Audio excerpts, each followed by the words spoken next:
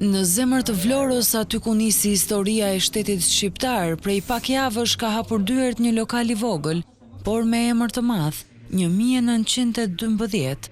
E veçanta e këtij bari nuk është vetëm atmosfera, dekorimet historike apo vendndodhja, por fakti që është hapur nga dy shtetas amerikan, Tony Di Lorenzo dhe bashkëshortja e tij Kendall.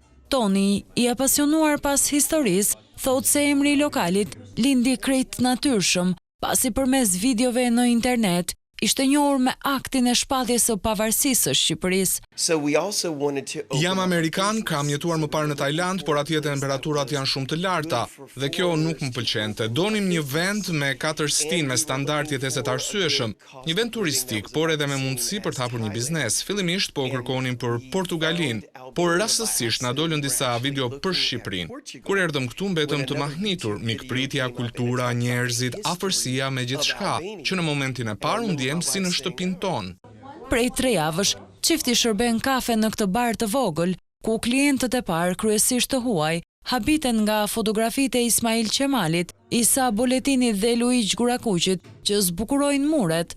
U tregoj për Ismail Qemalin, Isa Boletinin dhe Luigjë Gurakuqin, dhe për atë që ata kanë bërë për Shqipërinë. Ata habiten, por për të qenë i sinqert, edhe shumë shqiptar çuditen me njohuritë e mia. Mua më pëlqen shumë historia dhe s'ka vend më të mirë për të folur për të se sa mbi një filxhan kafeje. Edhe bashkëshortja e tij, Kendall, është tashmë e dashuruar me Vlorën. Keni një natyrë dhe mot fantastik, por edhe njerëz shumë të ngrohtë.